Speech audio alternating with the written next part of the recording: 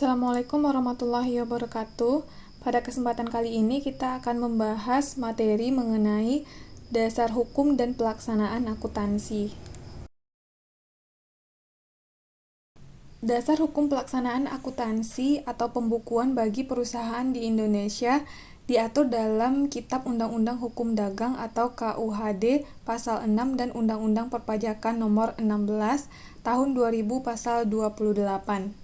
Peraturan pokok yang mengatur pembukuan tercantum dalam KUHD Pasal 6, yang berbunyi mewajibkan pada setiap orang yang menjalankan perusahaan untuk mengadakan catatan-catatan mengenai keadaan kekayaan perusahaan dan mengenai semua hal tentang perusahaannya sedemikian rupa, sehingga setiap saat dapat diketahui hak dan kewajibannya.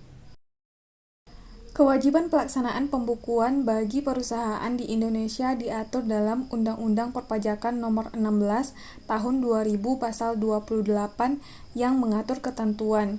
Yang pertama, orang atau badan yang melakukan kegiatan usaha atau pekerjaan bebas di Indonesia harus mengadakan pembukuan yang dapat menyajikan keterangan-keterangan yang cukup untuk menghitung penghasilan kena pajak atau harga perolehan dan penyerahan barang atas jasa guna penghitungan jumlah pajak terutang berdasarkan ketentuan-ketentuan perundang-undangan perpajakan. Yang kedua, bagi wajib pajak yang menurut ketentuan perundang-undangan perpajakan dibebaskan dari kewajiban untuk mengadakan pembukuan, sebagaimana dimaksud dalam ayat 1, sekurang-kurangnya harus menyelenggarakan pencatatan untuk dijadikan dasar pengenaan pajak terutang. Dan yang ketiga, pembukuan atau pencatatan tersebut harus diselenggarakan dengan memerhatikan itikat baik dan mencerminkan keadaan atau kegiatan usaha yang sebenarnya. Yang keempat, pembukuan sebagaimana dimaksud dalam ayat 1 sekurang-kurangnya terdiri atas catatan yang dikerjakan secara teratur tentang keadaan kas dan bank, daftar utang piutang, dan daftar persediaan barang pada setiap tahun pajak berakhir. Wajib pajak harus menutup pembukuannya dengan membuat neraca dan perhitungan rugi atau laba berdasarkan prinsip pembukuan yang taat asas atau konsisten dengan tahun sebelumnya. Yang kelima, pembukuan atau pencatatan harus diselenggarakan di Indonesia dengan menggunakan huruf Latin, angka Arab, satuan mata uang rupiah, dan disusun dalam bahasa Indonesia atau bahasa asing yang diizinkan oleh Menteri Keuangan. Dan yang keenam, pembukuan atau pencatatan dan dokumen yang menjadi dasarnya serta dokumen lain yang berhubungan dengan kegiatan usaha atau pekerjaan bebas wajib pajak harus disimpan selama 10 tahun. Selanjutnya adalah asumsi dan konsep dasar penyusunan laporan keuangan. Yang pertama, asumsi dasar.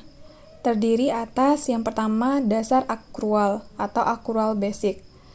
Merupakan aktiva, kewajiban, ekuitas atau modal, pendapatan, dan beban diakui pada saat kejadian, bukan pada saat kas atau setara kas diterima atau dikeluarkan.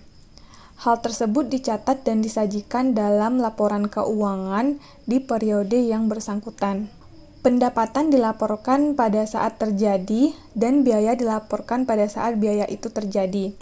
Contohnya adalah, walaupun perusahaan belum menerima uang dari konsumen yang membeli secara kredit, perusahaan sudah mencatat sebagai pendapatan. Jika perusahaan membeli perlengkapan usaha secara kredit, pengeluaran itu sudah dianggap biaya meskipun perusahaan belum mengeluarkan uang.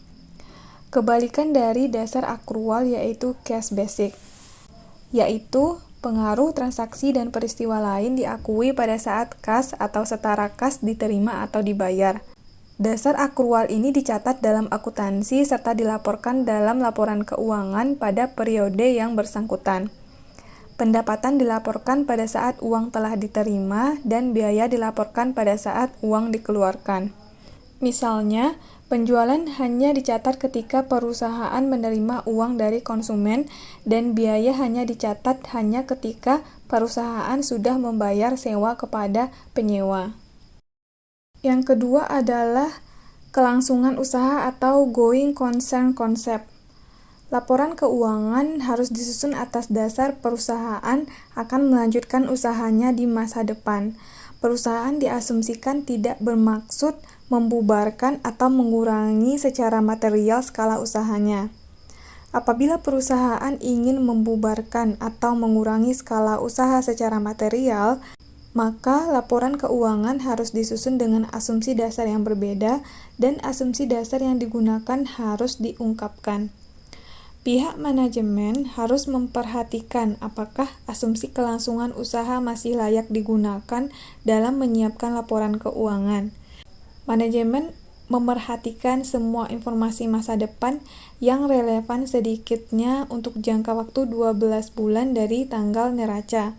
Tingkat pertimbangan bergantung pada peristiwa-peristiwa yang terjadi dalam perusahaan. Jika selama ini perusahaan menghasilkan laba dan mempunyai akses ke sumber pembiayaan, maka asumsi kelangsungan usaha dapat digunakan tanpa melalui analisis rinci. Yang kedua adalah konsep dasar akuntansi. Konsep dasar akuntansi terdiri atas beberapa konsep. Yang pertama adalah konsep kesatuan usaha atau business entity concept. Setiap perusahaan dianggap sebagai suatu kesatuan usaha yang berdiri sendiri dan terpisah dari pemiliknya dan dari perusahaan-perusahaan lain. Keuangan perusahaan juga harus terpisah dari keuangan pemilik dan keuangan perusahaan lain. Pada saat pemilik perusahaan ingin mengetahui kemajuan perusahaannya, laporan keuangan harus disusun dengan cara tidak mencampur adukan transaksi kepentingan pribadinya dengan transaksi perusahaan. Yang kedua adalah konsep biaya atau cost principle concept. Pada konsep ini, biaya akan menjadi data dasar untuk menyusun laporan keuangan. Angka-angka yang ada di dalam laporan keuangan menggambarkan biaya yang terjadi dan tercatat dalam sistem pembukuan perusahaan, mendasarkan pada biaya historis sama dengan biaya yang telah terjadi. Yang ketiga, konsep harga perolehan atau cost of goods concept. Harga perolehan adalah nilai atau biaya yang dikorbankan untuk memperoleh suatu barang hingga barang tersebut siap digunakan. Misalnya, harga beli mesin jahit adalah 800.000. Biaya transportasi 75.000, sedangkan biaya pajak adalah 20.000, sehingga biaya perolehan adalah total dari seluruh biaya dan harga beli, totalnya 895.000. Yang keempat, konsep periode akuntansi atau accounting period. Sistem akuntansi memberikan informasi keuangan suatu perusahaan untuk dilaporkan kepada pemakai informasi secara berkala, misalnya per 3 bulan, 6 bulan, atau 1 tahun, sehingga pelaporan akuntansi dapat digunakan untuk menentukan strategi dan kebijakan perusahaan di masa yang akan datang. Yang kelima, konsep satuan moneter atau pengukuran nilai uang. Transaksi-transaksi usaha harus diukur dengan satuan uang tertentu. Begitu pula dengan aktiva, kewajiban, dan ekuitas yang terdapat dalam perusahaan. Nilai keseluruhan kekayaan, kewajiban, dan ekuitas perusahaan dapat ditentukan nilainya.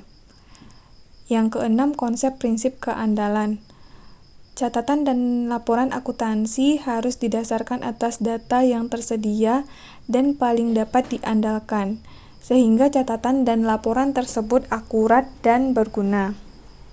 Data harus dapat dibuktikan kebenarannya dan dapat dikonfirmasikan oleh setiap pengamat yang independen. Sekian materi pada kesempatan kali ini, kita akan lanjutkan ke part 2.